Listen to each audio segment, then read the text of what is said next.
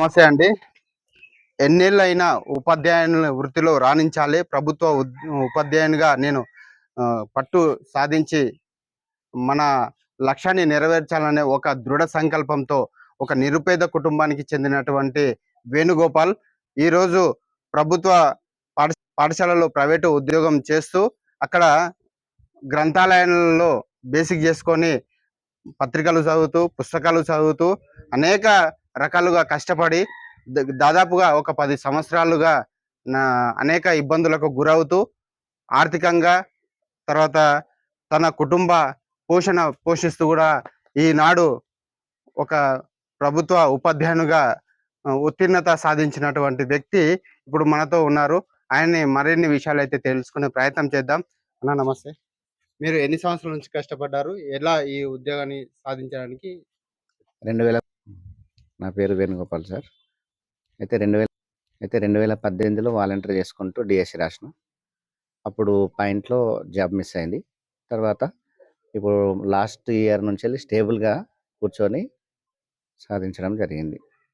అంటే మీరు ఎక్కడెక్కడ చదువుకున్నారు? ఎక్కడెక్కడ ఎలా కష్టపడ్డారు? ఇప్పుడు ఉత్తీర్ణ సాధించడం పైన మీ అంటే నేనైతే కోచింగ్ ఎక్కడ తీసుకోలేదు సార్. నా పైన నాకు నమ్మకం. టీచర్ అనేది నాకు వృత్తి. అంటే చాలా ఇష్టం. దానికి బంగారబాబు సార్ చిన్నప్పటి నుంచి నాకు స్ఫూర్తి. కాబట్టి నేను టీచర్ కావాలని నా ఆశ. మొట్టమొదటి నుంచి ఏ జాబ్‌లో అయినా మామయ్య నాకు ఇంకో ఏ జాబ్ అయినా సాధించాలి, గవర్నమెంట్ జాబ్ అనన్నా నాకు ఎక్కువ టీచర్ జాబ్ అనేది ఇష్టం. మా మామయ్య నాకు ఎక్కడ ఎంత స్ఫూర్తి అయినా టీచర్ వృత్తిని నేను పొందాలని, మా మామయ్య పేరు నిలబెట్టాలని కూడా చిన్నప్పటి నుంచి నాకు ఉండేది. ఆ ఆశతోని ఖచ్చితంగా ఎన్నాళ్ళైనా సరే నా ఆశ ప్లస్ మా మామయ్య ఆశ 2 నెరవేరాలని ప్రయత్నం చేసిన. 2018లో వాలంటీర్ చేస్తూ విద్యాభ్యాసం ఎక్కడెక్కడ సాగించారు? విద్యాభ్యాసం జెడ్పీహెచ్ చౌదరపల్లి సార్. ఇక్కడనే 10th క్లాస్ వరకు చేసిన సార్. మహబూబ్‌నగర్ చేసిన. ప్రైవేట్ కాలేజ్ సార్ అది. ఇక government college degree, open degree. ఇక డైట్ కూడా ఓపెన్, అది డైట్ కూడా గవర్నమెంటే కోటాలో వచ్చింది. ఇంకా ఓపెన్ బీఈడి కూడా చేసిన సార్. రెగ్యులర్ కూడా అది కూడా గవర్నమెంట్ చేసేసిన. కాకపోతే మీరు ఈ లక్ష్యాన్ని ఎలా ఎంచుకున్నారు? ఈ ఉపాధ్యాయునిగా రాణించాలని మీరు ఏ విధంగా అనుకున్నారు? అంటే ఇది నాకు టీచర్ కావడం అంటే మెయిన్ అయితే బంగారబాబు సారే సార్. ఆ సార్ తర్వాత అంజలయ్య సార్. అంజలయ్య సార్ చూసిన తర్వాత ఇంకా ఎక్కువ నాకు కావాలి, ఖచ్చితంగా నాకు టీచర్ జాబే కావాలని అనిపించింది. నాకు టీచర్ వృత్తి అంటే చాలా ఇష్టం సార్. పిల్లలకు అది కూడా ఎందుకు ఇష్టం అంటే మన ఏరియాలో ఎక్కువ అవేర్నెస్ అనేది లేదు ఇక్కడ సైడ్. మనం ఒకరం టీచర్ జాబ్ తెచ్చుకుంటామంటే అవేర్నెస్ ఎక్కువ వస్తుంది. మనల్ని చూసి ఇంకా నలుగురు తయారవుతారు. ఆ వ్యవస్థ కూడా సరిగ్గా ఉంటుంది అని నా అభిప్రాయం సార్. అంటే ఇప్పుడు మీరు గ్రంథాలయాన్ని బేసిక్ చేసుకొని ఎక్కడైనా కోచింగ్ తీసుకున్నారా? లేకపోతే ఎట్లా? కోచింగ్ అంటూ ఏం లేదు సార్. మెయిన్ లైబ్రరీ నేను. లైబ్రరీలో చదువుకునేవాడిని. ఏ బుక్స్ లేకపోయినా అక్కడ మేడం అడిగితే మేడం వాళ్ళు తెచ్చిచ్చేవారు.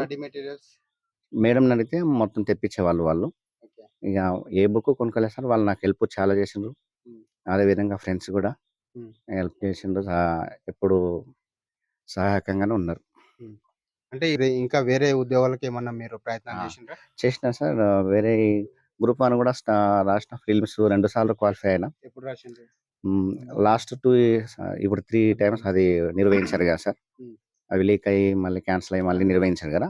అప్పుడు 3 టైమ్స్లో 2 సార్లు రిలీజ్ అవుట్ అయినాయి ఫలితాలు. దాంట్లో ఫిలిమ్స్లో 2 సార్లు వచ్చేసిన. ఇక హాస్టల్ వెఫేర్లు ఊళ్ళో కూడా 165 వచ్చినాయి మార్క్స్. ఇక గురుకులకు 1:2లో సెలెక్ట్ అయినా, 1:1 రాలేదు. అది బ్యాక్లాగ్ పడిపోయింది. బ్యాక్లాగ్ పడిపోకుంటే నాకు అది కూడా వచ్చేది సార్ నాకు. అంటే ఈ డిఎస్సి ఎగ్జామ్స్‌కు మీరు ఎన్ని సార్లు కండక్ట్ చేసిండ్రు? ఒకటే సార్. 2018లో ఒకసారి, ఇప్పుడు ఇది రెండోసారి. అంటే ఇప్పుడు గత 10 సంవత్సరాల నుంచి కూడా తెలంగాణలో నిరుద్యోగ సమస్య అనేది చాలా తీవ్రంగా ఉంది. అనేక పోరాటాలు కూడా నిరుద్యోగులు చేసిండ్రు. ఇప్పుడు ఆ నిరుద్యోగులకు అనేది తెరబడుతుంది. దీనిపైన మీరు ఏ విధంగా స్పందిస్తారు? సార్ నేను ఖచ్చితంగా చెప్పగలను సార్. కేసీఆర్ ప్రభుత్వంలో అయితే మాకైతే 100% అన్యాయం జరిగింది సార్. ఇది 100% ఎవరు మా వాళ్ళున్నా ఎవరున్నా నేను ఈ మాట గ్యారెంటీ చెప్తాను సార్. ఎందుకంటే వ్యవస్థలో ఈ విద్యా వ్యవస్థలో ఉద్యోగం రాకపోతే చిన్న చూపు చూసేసి మిగతా వాళ్ళు కూడా పిల్లలు చదవరు. దానివల్ల ఏమవుతుందంటే విద్య పైన నిరాసక్తత ఏర్పడుతుంది. విద్య ఉన్నప్పుడే ఒక విద్య వచ్చిందంటే వాళ్ళకి సెపరేట్ ఉచిత ఇవ్వాల్సిన అవసరం లేదు. తనకు తానుగా ఏంది అనేది తన కాళ్ళపైన తను నిలబడడానికి ఎన్నో ప్రయత్నాలు చేసుకొని వెళ్ళిపోతారు. విద్య ద్వారా మనల్ని నిలబెడతదని నాకు నమ్మకం. హ్మ్. ఇంకొకటి సమాజం గూడా, సొసైటీ గూడా పీస్‌ఫుల్‌గా ఉంటదని గూడా నా అభిప్రాయం. హ్మ్. అంటే ఇన్ని సంవత్సరాలు మీకు ఉద్యోగం రాలేదు గానీ, ఇప్పుడు మీరు ఉత్తీర్ణత సాధించిండ్రు. వెరిఫికేషన్ గూడా నడుస్తుంది. ఇప్పుడు మీరు ఈ ఉద్యోగం వస్తే మీరు విద్యార్థులకు ఏ విధంగా న్యాయం జేయాలి? సార్ నాకు టీచర్ జాబ్ అంటే చాలా ఇష్టం కాదు కదా సార్. వాళ్ళు ఒక సంఖ్య 20 ఉన్నదంటే 40 చేసుకునే ప్రయత్నం చేసుకుంటా సార్. గవర్నమెంట్ స్కూల్‌లో మెయిన్. ఇది మెయిన్ నా టార్గెట్ సార్. పిల్లలకు ఈ ఇప్పుడు ఫిఫ్త్ క్లాస్‌లోనే ఇప్పుడు గ్రామర్ వచ్చే విధంగా నేను ట్రై చేస్తా సార్. అది జరిగింది విద్యా వాలంటీర్ చేసేటప్పుడే ఎంఈఓ సార్ రామరెడ్డి సార్ ఉంటుండే. ఎక్కువ సార్లు అడుగుతుండే, "నువ్వు ఇవే గవర్నమెంట్ బుక్సే చెప్తున్నావా నువ్వు? ఎక్కువ ఇవే చెప్తున్నావు. ఇంత ఫాస్ట్ చెప్తున్నారు" అని సార్ కూడా కాంప్లిమెంట్ ఇచ్చేసి ఎళ్ళిండు. కాబట్టి దానిని బట్టి నాకు ఉన్న ఎంకరేజ్‌మెంట్‌కు నేను ఖచ్చితంగా సంఖ్య పెరిగే విధంగా ప్రయత్నం చేస్తాను సార్. హ్మ్. ఇప్పుడు ఈ ఉద్యోగం సాధించడం వల్ల మీకు ఇక్కడ ఉన్నటువంటి తెలంగాణ విద్యావంతుల వేదిక గాని, ఇంకా ఉపాధ్యాయ సంఘాలు గాని, అనేక మీకు ప్రశంసలు చేస్తున్నారు. దీనిపైన మీరు సార్ ఈడ ఉన్న చూసినా నేను ఆల్రెడీ విద్యా వాలంటీర్స్ ఇక్కడ చేసినా కాబట్టి ఇక్కడ ఉన్న యూనియన్స్ గురించి రవీంద్ర సార్ గురించి కావచ్చు, అనిల్ సార్ గురించి కావచ్చు, గోపాల్ సార్ గురించి కావచ్చు, వీళ్ళంతా తెలుసు సార్ నాకు. వీళ్ళ యొక్క కృషి నాకైతే అమోఘం సార్. సారు మా ఫ్రెండ్ వాళ్ళ ఊర్లోనే పూలియా నాయకతాండలు చేస్తుండే. కాబట్టి అక్కడ పిల్లలకి ఇచ్చే ఎంకరేజ్‌మెంటు వాళ్ళని అవన్నీ గూడా నేను, ఎందుకంటే నాకు ఈ జాబ్‌లో ఉన్నా కాబట్టి ఆ అవేర్‌నెస్ నేను అందరి గురించి తెలుసుకుంటా కాబట్టి ఆళ్ళని చూసి గూడా నేను నేర్చుకోవాలి. నేను గూడా ఇంక తర్వాత ఏ విధంగా చేయాలి అనేది ముందే తెలుసుకోవాలి. సమాజంలో గూడా ఎలాంటి అడ్డంకులొస్తాయనేది గూడా సార్ వాళ్ళ ద్వారా గూడా మనకు తెలుస్తుంటది. కాబట్టి వాళ్ళ ఆహ్, ఆధీనంలో మేము మార్గదర్శకాలను పాటిస్తూ, మేము గూడా గవర్నమెంట్ స్కూళ్ళను బలోపేతం చేసే విధంగా తర్వాతొచ్చే వాళ్ళకు ఆదర్శంగా ఉండడానికి ప్రయత్నం చేస్తాం సార్. అంటే ఇప్పుడు మీరు ఇన్ని సంవత్సరాలు మీరు ఉద్యోగం కోసమే వెయిట్ జేస్తున్నారు. ఎన్ని ఒడిదుడుకులొచ్చినా గూడా ఇంతవరకు మీరొచ్చిండ్రు. దీనిపైన మీ కుటుంబ సభ్యుల ఎట్లా ఉంది? సార్ మా మామయ్య సార్ నేను. హ్మ్. ఎందుకంటే చిన్నప్పుడు అంటే మా అమ్మ, నాయన వాళ్ళకు అవేర్‌నెస్ తెలవదు సార్. హ్మ్. వాళ్ళు ప్రతి అమ్మ, నాన్నకు రావాలనే ఉంటది. కాబట్టి అవేర్‌నెస్ తెలవదు. మా అమ్మ మా అమ్మకొక్క దానికి మాత్రమే మా తాతయ్య, అమ్మమ్మ ఉన్నప్పుడు వాళ్ళు బతికున్నారు. అంతే. తర్వాత ఓకే. వీళ్ళంతా చిన్న ఏజ్‌లో అంటే చిన్న ఏజ్‌లోనే వాళ్ళు చనిపోయిండ్రు. అంటే వీళ్ళు చిన్నప్పటి నుంచెల్లే పెరిగిండ్రు. అంటే మేము గూడా అయితే పెరగలేకపోతిమి. హ్మ్. అంటే ఆ పెరిగిన విధానం మా చిన్నమ్మ పాలు గూడా మరవలేకునేదంట. చనిపోయింది ఇద్దరు తల్లిదండ్రులు. ఓకే.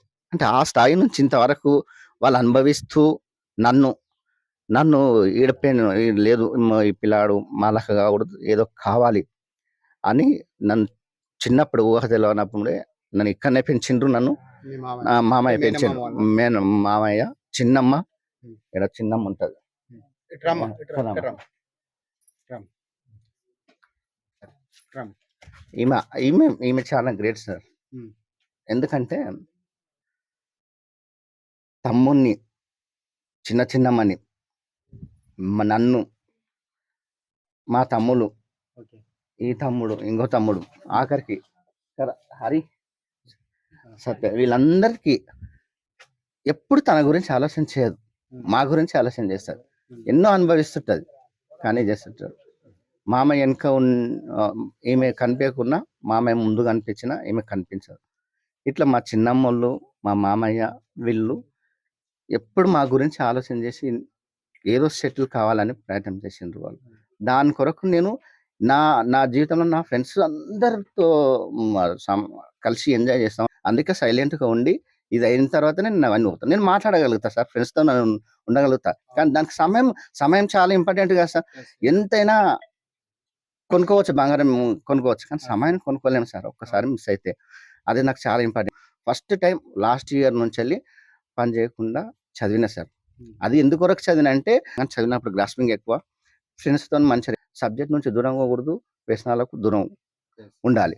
ఈయన కొనసాగిస్తూ నాతో పాటు ఉన్నోళ్ళకి కూడా చదవాలి, ఇలా చేయాలని మోటివేట్ చేసుకుంటా. అంటే మన చుట్టూ ఉంటది. మనం బాగుంటాం. మనందరం సంతోషంగా ఉంటాం. ఆ విధంగా ఫ్రెండ్‌షిప్ సర్కిల్ చేసుకుంటూ అట్లా నా ఫ్రెండ్స్ సహకారం అంటే ఇప్పుడు కన్న తల్లి కంటే ఎక్కువ ఆప్యాయత చూసి అన్ని విధాలుగా మీకు ప్రోత్సాహం కల్పించి ఈ స్థాయికి తీసుకొచ్చినా అని చెప్పేసి మీరు చెప్పు. ఉమ్. Yes sir. ఇలా అమ్మ వాళ్ళు, మామయ్య, అత్తమ్మ కూడా ఓకే. అందరు అత్తమ్మలు ఒకలాగా మా అత్తమ్మ మాకు ఎప్పుడు సపోర్టు, మా అందరికంటే ఎక్కువ కోరుకునేది. ఉమ్. అదే. ఇప్పుడు చెప్పమ్మా, మీ అల్లుడు ఇంత ఉద్యోగం సాధించిన కొడుక చిన్నమ్మ. చిన్నమ్మ ఓకే. మీరు ఇట్లా ఎట్లా అనుకుంటున్నారు? ఈ మంచిగా అనుకుంటున్నాం సార్, సంతోషం అవుతున్నది. ఉమ్. మీ ఇంట్లోనే ఫస్ట్ ఉద్యోగం మా ఇంట్లో ఉమ్. ఎట్లా ఫస్ట్ ఉద్యోగం అంటే వస్తుందని ఆశించిండ్రా మొన్న? ఇక 2 సార్లు అట్లా ఈసారి జర భయం ఉంది సార్ మాకు. ఇక వచ్చినందుకు యదార్థం ఉండదు సార్. ఇక ఉమ్. ఇప్పుడు మీరు చెప్పండి అన్న. ఇప్పుడు మీరు ఇన్ని సంవత్సరాలు మీ చిన్నప్పటి నుంచి కూడా అన్ని విధాలుగా చూసిండ్రు అని చెప్పేసి మీ అల్లుడు చెప్తున్నా అన్నారు. మీరు ఇప్పుడు ప్రభుత్వ ఉద్యోగానికి అర్హత సాధించిండు. అది మళ్ళీ మన కొడంగల్ నియోజకవర్గం నుంచి రేవంత్ రెడ్డి ప్రభుత్వ హయాంలో ఇలాంటి ఉద్యోగం రావడం మనకు గర్వకారణం. మీరు ఏ విధంగా feel చాలా అవుతున్నారు? చాలా సంతోషంగా ఫీల్ అవుతున్నాను. మీ అల్లునికి ఎట్లా ఇన్స్పైర్ చేయాలి? ఇక తెలుసు ఆయనకి, నేను చెప్పకంటే చెప్పండి. ఆ నాలెడ్జ్ బాగానే ఉన్నది, నేను చెప్పడం ఏం అవసరం లేదు. ఎట్లా కష్టపడ్డాడు? మీరు ఏ విధంగా మోటివేషన్ చిన్నప్పటి నుంచి కూడా? చిన్నప్పటి నుండి ఫస్ట్ నుండి అంటే మా బాబాయ్ కొంచెం నిరక్షరాస్యుడు. ఇది కొంచెం అతనికి అంతా తెలియదు అన్నట్టు మేము చిన్నప్పటి పసితనంనే ఇక్కడ తోలుకొచ్చుకున్నాం. తోలుకొచ్చుకొని ఇక్కడ నుండి చదివించినాం. ఫస్ట్ నుండి 10th వరకు ఇక్కడనే చదివించినాము. ఇక అది అంటే యాక్చువల్ నేనే టీచర్ని అయిదామన్నట్లు నాకు అప్పుడు ఉండే, కానీ నేను 8th చదువుతున్నప్పుడే మా అమ్మ నాయన ఎక్స్పైర్డ్ అప్పుడు. ఇక మాకు అంత ఆర్థికంగా అంత పెద్దగా సపోర్ట్ లేక ఇక ఇంటర్మీడియట్ వరకు చదివి బంద్ అయినా నేను. ఇక బంద్ అయిన తర్వాత అంటే నా కళ అనేది ఆయనతో సాధించాలని నాకు పట్టుదల. ఇక దానికి అనుకూలంగా కూడా చదువుకున్నాడు. మంచి పర్ఫార్మెన్స్ బాగా మంచిగానే ఉంటుంది. యాక్చువల్ అప్పుడు 7th బోర్డ్ ఎగ్జామ్ ఉంటుండే కదా, అప్పుడు బోర్డ్ ఎగ్జామ్ ఉన్నప్పుడు అప్పుడు మండల్ ఫస్ట్ వచ్చిండు ఆయన. అప్పటి నుండి అప్పుడు నాకు కొంచెం చాలా సంతోషం అనిపించింది. భూతరంగా ప్రయోజకుడు అవుతాడని, భవిష్యత్తులో ప్రయోజకుడు అవుతాడని చెప్పి నాకు నమ్మకం. ఆయనకి నమ్మకం లేకున్నా నాకైతే ఖచ్చితంగా నమ్మకం ఉండే అన్నట్లు ఖచ్చితంగా. అదే ఉద్దేశంతో మొన్న అప్పుడు 18.23 జాబ్ పోయింది. అప్పుడు బాగానే బాధపడ్డాడు. అప్పుడు వాలంటీర్ చేసుకుంటేనే అటెండ్ చేసిండు దాన్ని. వాలంటీర్ చేయకుండా చేసి అప్పుడే వచ్చేది కూడా, కానీ ఇక అప్పుడు కొంచెం ఇక చేసుకుంటూ చేద్దామని చెప్పి చేసిండు. అప్పుడు పోయింది. ఇక దాన్ని అప్పటి నుండి మళ్ళీ ఖచ్చితంగా కూర్చొని ఎక్కడ కోచింగ్లకి ఎక్కడ వెళ్ళలే. ఇక సొంతంగానే ఇంటి దగ్గరనే టిఫిన్ కట్టుకొని పోతుండే, అన్నీ ఉంటుండే అన్నీ లైబ్రరీలో. ఆనే చదివి రాత్రి 7:30కి అట్లా వస్తుండే. బాగా కష్టపడుతుండే. చాలా నర్వస్గా కూడా ఫీల్ అయ్యిండు మధ్యన. ఎందుకంటే అందరూ ఇక కొంతమంది జీవితంలో స్థిరపడ్డారు కూడా. నేను ఇదే జాబ్ నమ్ముకొని నన్ను ఇంత ఇట్లా చేసి అట్లా చేసి అన్న కూడా కొంచెం ఇన్ఫీరియారిటీగా కూడా ఫీల్ అయ్యిండు. సరేలే, అది పోతరంగా అదే వస్తుంది, ఇక అంత ఇదెందుకన్నా అట్లా అని చెప్పి మేము ఏమనలేదు. ఇక ఇప్పుడు అందరికీ సంతోషం. ఆయన మ్యారేజ్ కూడా చేసుకోలేదు జాబ్ కొరకు. జాబ్ వచ్చిన తర్వాతనే మ్యారేజ్ చేసుకుందామని ఇక చేసుకున్న జాబ్ వచ్చినందుకు చాలా సంతోషంగా ఉన్నది మాకైతే. మా ఫ్యామిలీలో ఎవరికి గవర్నమెంట్ జాబ్ లేవు. ఈయన మా చెల్లెలు కొడుకు. ఈయన మంచి పర్ఫార్మెన్స్, కానీ ఈయనకి జాబ్ లేట్ అవ్వడం వల్లనే అన్నయ్య చదువుతా ఉన్నాడు, ఆయనకి జాబ్ రాలేదు, నేనేం చేద్దామని చెప్పి ఆయన అది విడిచిపెట్టి ప్రైవేట్ ఫీల్డ్ వెళ్ళిపోయాడు. వేరే RBL కంపెనీలో పనిచేస్తాడు ఆయన. ఇక అట్లా చాలా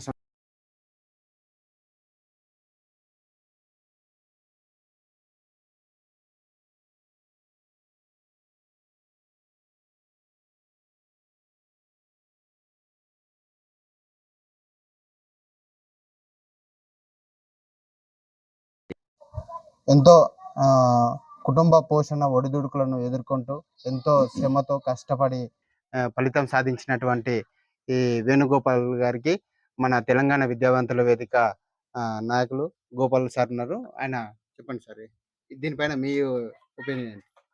ముందుగా మిత్రులు వేణుగోపాల్ గారు తెలంగాణ ప్రభుత్వం ఏర్పాటు చేసినటువంటి ఉపాధ్యాయ వృత్తిలోకి రావడం తెలంగాణ విద్యావంతుల పక్షాన స్వాగతం సుస్వాగతం తెలియజేస్తూ అభినందనలు చేస్తూ ఉన్నాం. ఇటువంటి బడుగు బలహీన వర్గాల నుంచి ఉపాధ్యాయ వృత్తుల మిత్రులు చాలా గర్వకారణం. అదేవిధంగా మన గౌరవ ముఖ్యమంత్రి నియోజకవర్గంలో ఈ రోజు నాందర్పూర్లో 4 మిత్రులు ఉపాధ్యాయ వృత్తి సాధించడం, అదేవిధంగా లగచర్ల గ్రామంలో ఒకరు సాధించడం, ఇంకా 2-3. ఆ రకంగా చూస్తే తొడంగల్ కాన్స్టిట్యున్సీ లో గౌరవ ముఖ్యమంత్రి గారు ప్రాతినిధ్యం వహిస్తున్నటువంటి గౌరవ ముఖ్యమంత్రి గారు నియోజకవర్గంలో ఇంతమంది ఉపాధ్యాయ వృత్తి సాధించడం చాలా అభినందనీయంగా తెలియజేస్తూ మరియు తాను వేణుగోపాల్ గారు బడుగు బలహీన వర్గాల నుంచి వచ్చి ఒక ప్రైవేటు ఆర్గనైజేషన్ నుంచి విద్యా బోధకులుగా తన ప్రభుత్వ పాఠశాలలు చదువుతూ అట్లా కార్యక్రమాలు చేస్తూ విద్యా వృత్తే తన ప్యాషన్ గా భావించి ఈ రోజు ఉపాధ్యాయులతో రావడం చాలా సంతోషం. వారు కూడా బడుగు బలహీన నుంచి వర్గాలు వచ్చారు కాబట్టి భవిష్యత్తులో గ్రౌండ్ స్థాయి వరకు వారు తీర్చిదిద్దే విధంగా విద్యార్థులను మోటివేట్ చేయాలని చెప్పి ఈ సందర్భంగా కోరుతా ఉన్నాం. Thank you. సో సార్ అదే విధంగా ఇక్కడ అనిల్ సార్ కూడా ఉన్నారు, వాళ్ళ అభిప్రాయం అయితే తెలుపుతారు. సార్ చెప్పండి సార్. ఓకే సార్, నా పేరు అనిల్ కుమార్, తెలంగాణ విద్యావంతుల వేదిక. అయితే ముఖ్యంగా నేను వేణుగోపాల్ సార్ని అభినందిస్తున్నా. సారే అంటున్నాను ఎందుకంటే ఇంతకుముందు వివి కూడా చేసాడు మా దాంట్లోనే, కాబట్టి అభినందిస్తున్నా. ముఖ్యంగా దాంతోపాటు కూడా ఇలా మామయ్యని, అత్తమ్మని, చిన్నమ్మని అందరినీ చాలా అభినందిస్తున్నా. సంతోషం కూడా, ఎందుకంటే మీలాంటి వాళ్ళు ఉండాలి, ఉంటేనే ఇటువంటి వాళ్ళు ఆనుమత్యాలు బయటకు వస్తాయి.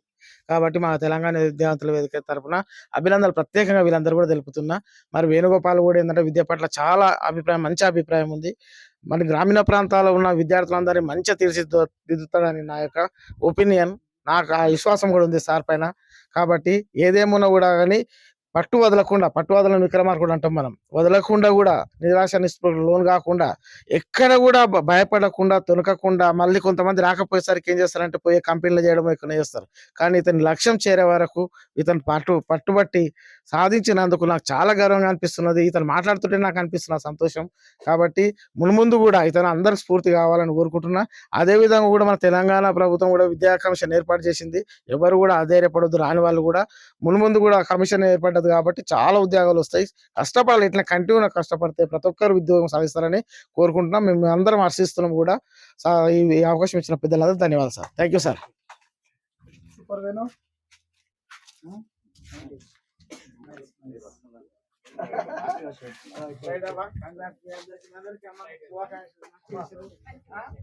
కుటుంబం నిలుస్తుంది అట్లా.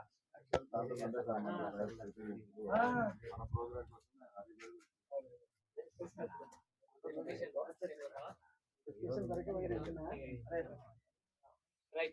Once again. Right. Okay, ma.